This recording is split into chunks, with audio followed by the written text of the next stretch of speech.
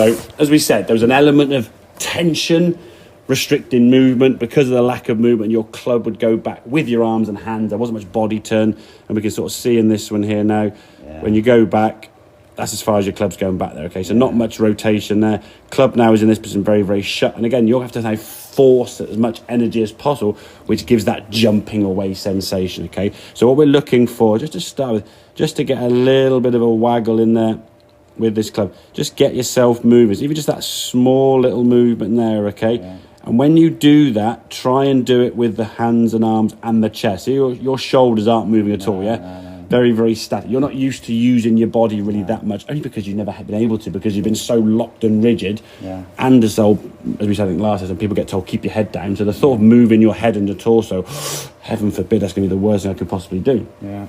The problem is it just fixates you so stuck in the position you're in. Yeah. The only thing that can move the club now is your arms, okay? So getting that waggling, getting a lot loose. So when the club goes back, be worth checking this club facing. As we go back to this top of the backswing here now, okay, as we're coming through, you can see the strike on that one there. Better strike on that one. There's a bit of a jump away that one. We're getting some height and that ball's going straighter.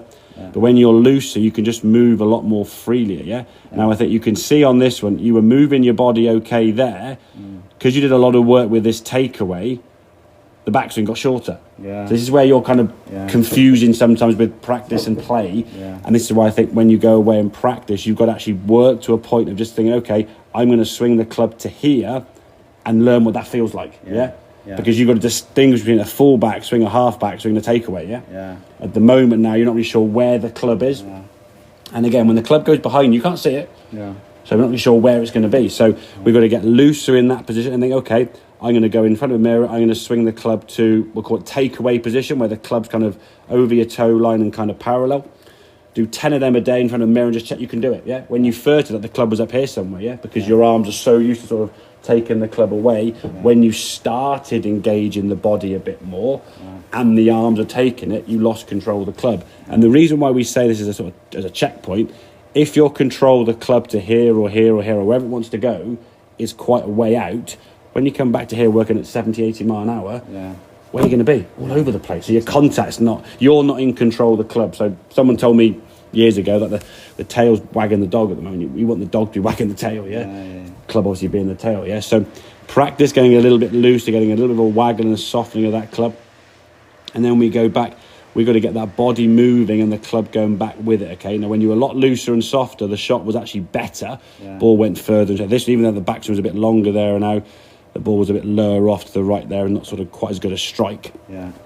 And disappearing off into the sunset there, okay? But we've got to get your strike back by you being able to control the club, yeah? At the moment, as we said, you were hitting the ball ground first with a lot of your shots, you said. So you weren't controlling the low point in the swing.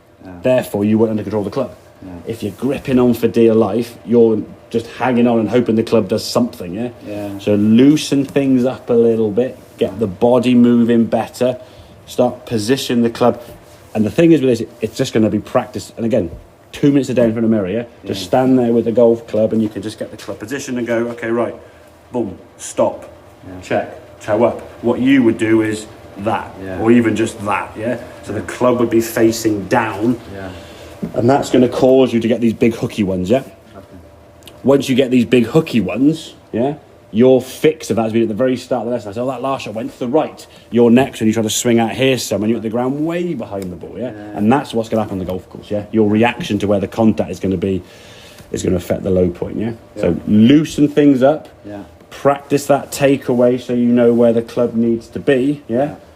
And then just build it up into your fuller swing. So you've got a takeaway practice and a full swing movement, okay? So when you're hitting the golf ball, you're just thinking about the shot you're going to hit, where it's going to be, the club, the yardage, the treble, and then when you step to the golf ball, almost feel as though it's like a provisional ball, just and hit it, yeah? So you don't want to be thinking over the ball, going and gripping on tight. And if you feel yourself getting tight, have a waggle, yeah? If you're gripping tight, you try and waggle the club like a live wire in your hand, so. Brilliant. Okay? I appreciate it. Well done, no, very good.